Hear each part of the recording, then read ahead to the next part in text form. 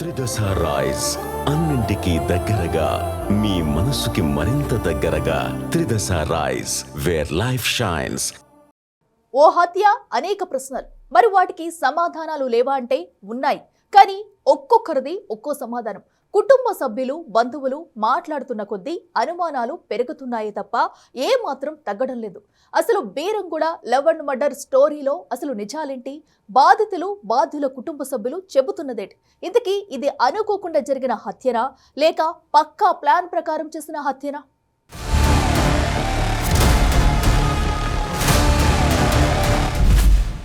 అమ్మాయిని ప్రెగ్నెంట్ చేస్తే ఊరుకుంటారా? గండిమైసన్ దగ్గర పార్కులో చేస్తారా అనేది ఊరుకుంటావా? ఆస్తి కోసమే హత్య చేశారా? చంపడానికి కారణం ఏంటంటే వాడిని ఆస్తి కోసం సంతకాలు పెట్టించుకోవడానికనే మాకు అనుమానం. యువతిని కాపాడటానికే శ్రవణ్ సాయి వెళ్ళాడా? పక్కా ప్లాన్ ప్రకారమే పిలిచి దాడి చేశారా? బీరంగూడ లవ్ అండ్ మర్డర్ స్టోరీలో అస్సలు నిజమేంటి?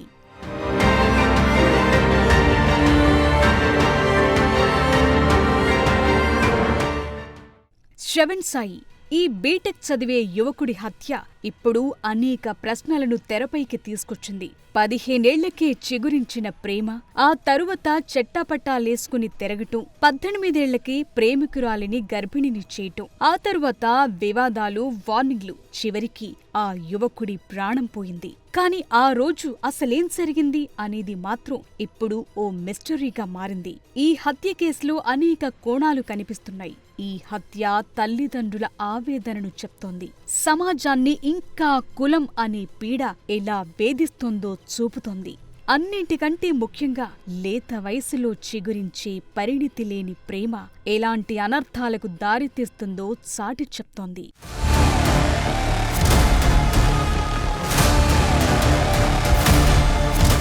Shravan Sai, Sreeja 10th classmates. అప్పటి నుంచే వీరిద్దరి మధ్య ప్రేమ ఉందనేది ప్రస్తుతం ఇరు కుటుంబాలు, వారి ఫ్రెండ్స్ చెప్తోన్న మాట. అయితే ఉన్నట్టుండి శ్రీజ ఇంటికి శ్రవణ్ వెళ్లటం, అక్కడ గొడవ జరగటం, తీవ్ర గాయాలతో శ్రవణ్ మృతి చెందటం జరిగింది. అయితే ఆ కొద్ది గంటల సమయంలో ఏం జరిగిందనేది ఒక మిస్టరీ అయితే, ఎందుకు జరిగింది అనేది మరో మిస్టరీ. ముందుగా ఈ కేసులో ప్రధాన నిందితురాలిగా ఉన్న శ్రీజ తల్లి సిరి వెర్షన్ వింటే కాస్త షాకింగ్గానే ఉంది. తన కూతురు గర్భవతి అని శ్రవణ్, శ్రీజ గండిమైసమ్మ దగ్గర పార్కులో సెక్స్ చేశారంటూ సంచలన ఆరోపణలు చేశారామె. మీకో కూతురుంటే ఆ బాధ మీకు తెలుస్తుందంటున్నారావిడ. చదవకుండానే కడుపు వచ్చేసిందా? గండిమైసమ్మ దగ్గర పార్కులో చేస్తారా అనేది ఊరుకుంటావా? ఊరుకుంటావా అని అడుగుతున్నా.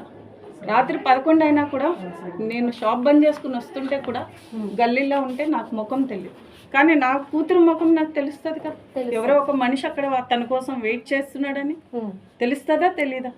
ఏంటమ్మా ఎవరు అని అంటే, కాదమ్మా గల్లీలో మా నాకు ఫ్రెండ్స్ ఉంటారు కదా, అలా అని ఈ అమ్మాయి కవర్ చేసింది. ఎందుకంటే ప్రాబ్లం వాడెవడో కాదు, ప్రాబ్లం నా కూతురు అని నేను అనుకుని నా కూతురు. తప్పు చేసిన తన కూతురిని కొడుతుంటే శ్రవణ్ సాయి అడ్డొచ్చాడని, అప్పుడే అతడికి దెబ్బలు తగిలి మృతి చెందాడని చెప్తోందామె. కాని ఇది పూర్తిగా ఫిక్షనల్ స్టోరీ అనేది శ్రవణ్ ఫ్రెండ్స్ మాట. ఏడాది నుంచి యువతిని శ్రవణ్ సాయి కలవనే లేదంటున్నారు అతని ఫ్రెండ్స్. ఏడాది నుంచి కలవకపోతే శ్రవణ్ సాయి వల్ల యువతి గర్భవతి ఎలా అవుతుందనేది వారు వేస్తోన్న ప్రశ్న.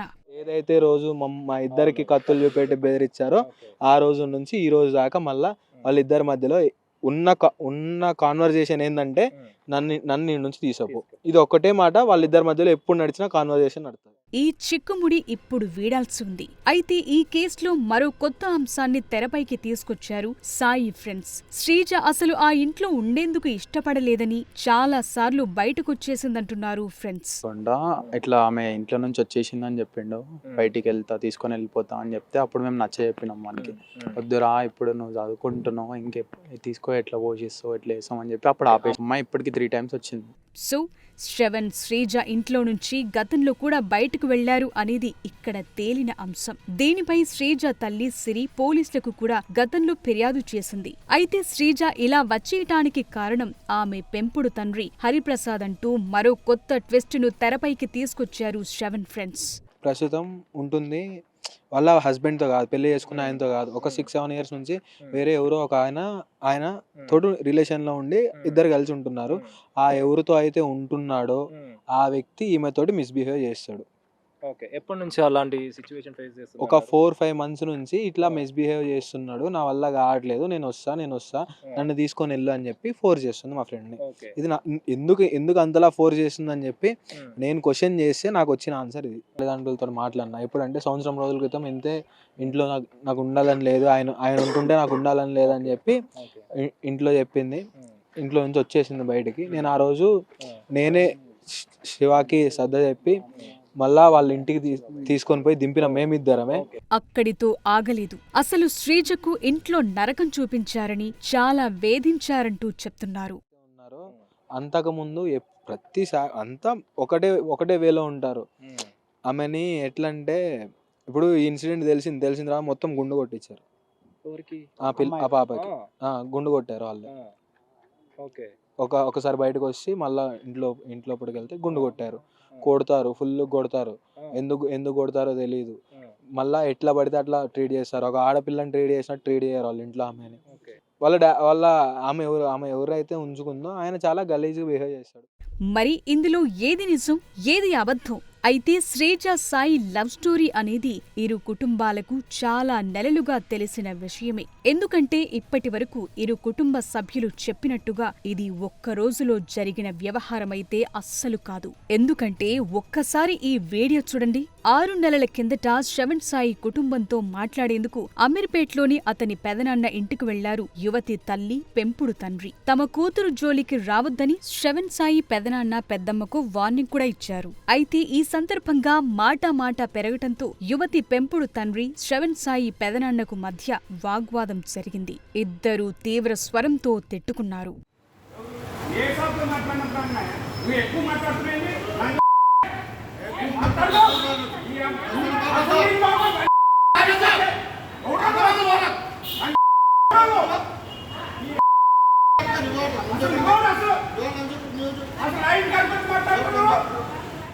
సో ఇరు కుటుంబాలకు ఈ విషయం తెలుసు. ఇరు కుటుంబాల మధ్య ఈ విషయంపై గొడవలు జరిగాయి. ఇందులో కులానిది కూడా కీ రోల్. ఎందుకో వినండి.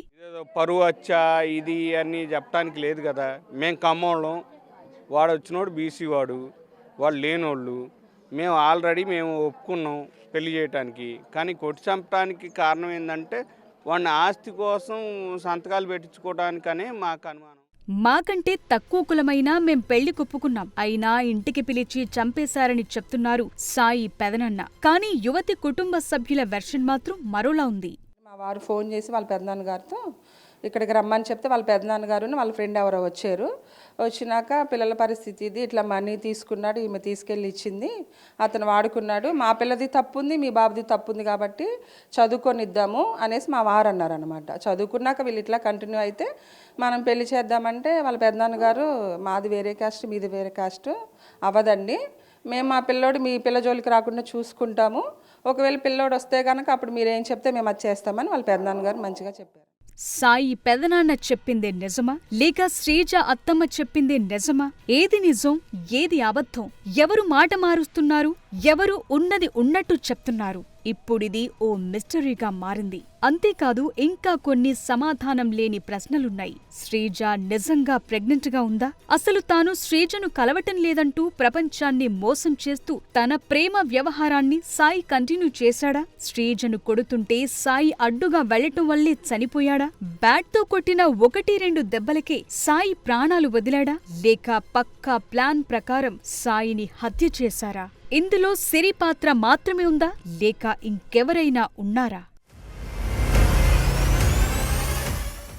ఇప్పటికైనా పోలీసులు ఈ కేసులో లోతుగా దర్యాప్తు చేయాల్సిన అవసరం ఉంది. ఎందుకంటే ఎవరి మాటలు వారు చెప్తున్నారు, ఎవరి వాదన వారు వినిపిస్తున్నారు. వినటానికి అన్ని నమ్మేలానే ఉన్నా అసలు నిజం వేరే ఉందని మాత్రం క్లియర్ కట్ గా అర్థమవుతోంది.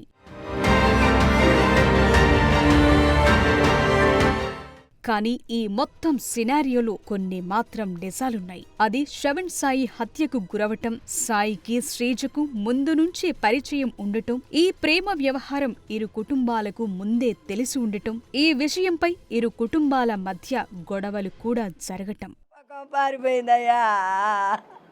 మాకం పారిపోయిందయ్యా. నేను పెంచుకున్న దానికి సార్థకత ఏముందయ్యా. నా తమ్ముడు కొడుకైనా నేను అంత ప్రాణంగా పెంచుకున్నాను. నన్ను అమ్మే అంటాడయ్యా, నన్ను అమ్మే అంటాడయ్యో. ఆయన మావయ్య అన్న నన్ను అమ్మే అంటాడయ్యా. నా పిల్లగాళ్ళ కంటే ప్రాణంగా పెంచిండయ్యో మా ఆయన కొడు. అసలు 10వ తరగతిలో ప్రేమేంటి? స్కూళ్ళు కాలేజీల్లో పాఠాలు వినకుండా ఈ ప్రేమ పాఠాల గోలింటి? పుస్తకాలను వదిలి యువత ప్రణయ గీతాలు ఎందుకు పాడుతున్నారు? ప్రేమ సాకుతో ఎందుకు హద్దులు దాటుతున్నారు?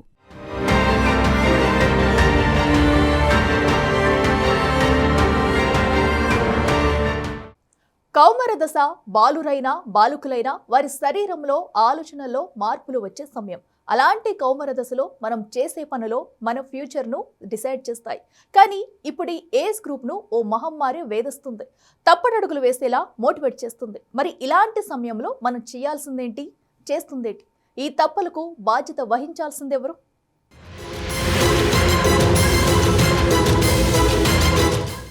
పాఠాలు వినాల్సిన వయసులో ప్రేమ పాఠాలు చదువుతున్నారు. చదువుకోవాల్సిన వయసులో ప్రణయ గీతాలు పాడుతున్నారు. Girl friend, boy friend maintain చేయకపోతే పరువు పోయినట్టు ఫీల్ కావటం ఇప్పుడు కామన్ గా మారింది. స్కూల్ స్టేజ్ నుంచే ఇలాంటి సిచ్యువేషన్స్ కనిపిస్తున్నాయి. మరి గతంలో అలా లేదు కదా. ఇప్పుడు ఈ ట్రెండ్ ఎందుకింత పెరిగింది అంటే సమాధానం సింపుల్. మన చుట్టూ ఉన్న పరిస్థితులు, చేతిలో ఫోన్లు, మనం చూసే సినిమాలు.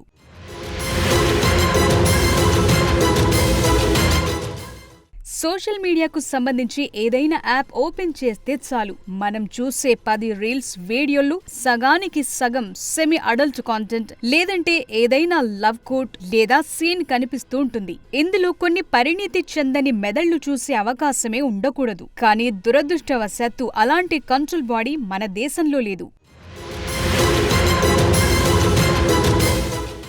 బీరంగూడ శ్రవణ్ సాయి శ్రీజ ఎపిసోడ్ ని చూడండి. 10th క్లాస్లో లవ్, డిగ్రీ చదువుతున్న సమయంలో ఏకంగా ప్రెగ్నెంట్. మనం దీన్ని ఎలా చూడాలసలు? 10th క్లాస్ అంటే లైఫ్ గురించి మినిమం నాలెడ్జ్ కూడా ఉండదు. ఇప్పుడున్న యంగ్స్టర్స్ అంతా తమ చేతిలో ఉండే సెల్ ఫోన్ లోని వీడియోలను చూసో, సిల్వర్ స్క్రీన్ పై కనిపించే సీన్స్ ని చూసో అదే లైఫ్ అనుకునే పరిస్థితుల్లో ఉన్నారు. ఎదురిస్తే హీరోయిజం, లవ్ చేయకపోతే పాపం, ఆ తర్వాత ఎక్స్ట్రా ఇలా సాగిపోతోంది వ్యవహారం.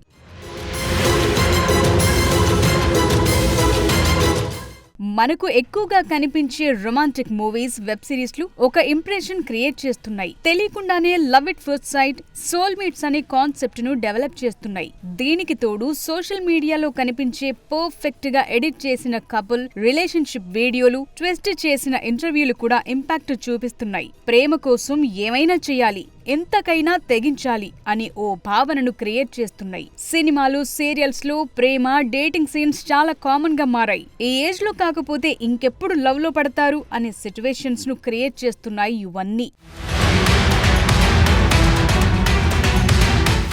ఇవే కాదు, లోన్లీనెస్, డిప్రెషన్, ఎమోషన్ కోడ్స్ కూడా మెల్లిమెల్లిగా చూపించే ఇంపాక్ట్ ను అర్థం చేసుకోలేం. ఎమోషనల్ గా వీక్ అవటం, చిన్న వాటికే డిప్రెషన్ లోకి వెళ్లటం, ఒత్తిడి, అసంతృప్తి వంటి మానసిక సమస్యలు పెరగటం ఇప్పుడు కామన్ గా మారాయి. మామూలుగానే కౌమార దశలో పిల్లల్లో సహజంగానే శారీరక, మానసిక మార్పులొస్తాయి. ఈ టైంలో సరైన గైడెన్స్ లేకపోతే సోషల్ మీడియానే వారికి ఒక వేదికగా మారుతుంది. For example, Sreeja Shravan episode. ఇంట్లో ఏదో సమస్యలున్నాయని శ్రీజ చెప్పేదని శ్రవణ్ ఫ్రెండ్స్ చెప్తున్నారు. అదే నిజమైతే శ్రీజతో ఇంట్లో వాళ్లు సరిగా మాట్లాడి సమస్యను పరిష్కరించి ఉంటే అసలు విషయం ఇక్కడి వరకు వచ్చేది కాదు. శ్రవణ్ తో క్లోజ్ రిలేషన్ పెంచుకునేదే కాదు, వయసుకొచ్చిన పిల్లలను ఎంత జాగ్రత్తగా చూసుకోవాలో, వాళ్ళేం చేస్తున్నారో ఎప్పటికప్పుడు గమనించడం ఎంత అవసరమో చెప్పటానికి ఈ కేసే ఒక పెద్ద ఎగ్జాంపుల్. చిన్నప్పుడు తప్పటడుగులు వేసేటప్పుడు పిల్లల్ని ఎంత జాగ్రత్తగా చూసుకుంటామో వయసొచ్చాక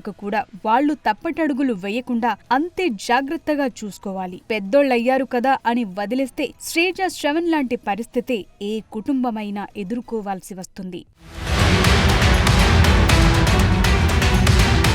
అందుకే పిల్లలు ఏం చేస్తున్నారు, ఏం చూస్తున్నారు అనే దానిపై పేరెంట్స్ కాస్త ఫోకస్ చేయాలని నిపుణులు చెప్తున్నారు. ప్రేమ పేరుతో తప్పుడు మార్గంలో వెళుతున్న యువతకు కౌన్సిలింగ్ ఇవ్వటం ద్వారా మార్పు తీసుకురావటానికి ప్రయత్నించాలంటున్నారు. యువత తాము చూస్తున్న కాంటెంట్ ను మైండ్లెస్ గా కాకుండా నిజ జీవితానికి, సినిమాకు తేడాను గుర్తించేలా వారిలో అవేర్నెస్ ను పెంచాలంటున్నారు. ఈ మధ్య ఆస్ట్రేలియా ఈ కఠినమైన చట్టాన్ని తయారు చేసింది. 16 ఏళ్లలోపు పిల్లలు సోషల్ మీడియా వాడకుండా బ్యాన్ విధించింది. సోషల్ మీడియాకు బానిసలుగా మారి పక్కదారి పడుతున్న వారిని కంట్రోల్ చేయడానికి ఈ డేరింగ్ డెసిషన్ తీసుకుంది. కానీ మన దగ్గర అలాంటిది సాధ్యమవుతుందా? ప్రభుత్వం బ్యాన్ చేస్తుందా లేదా అన్నది పక్కన పెడితే మీ ఇంట్లో మీరు ఆ బ్యాన్ చేయగలరా? పిల్లల చేతికి ఫోన్లు అందకుండా చేయగలరా? మన ఇంట్లో నుంచే కంట్రోల్ మొదలైతే సమాజం మొత్తం మన దారిలోనే నడుస్తుంది. అది ఎంతవరకు అవసరమో అంతవరకే ఇచ్చినప్పుడే అన్ని మన కంట్రోల్లో ఉంటాయి. మీ పిల్లలు మీ చేజారక ముందే జాగ్రత్త పడండి. చేజారాక విచారిస్తే ఎలాంటి లాభముండదు. చివరికి మిగిలేది చేదు జ్ఞాపకాలే.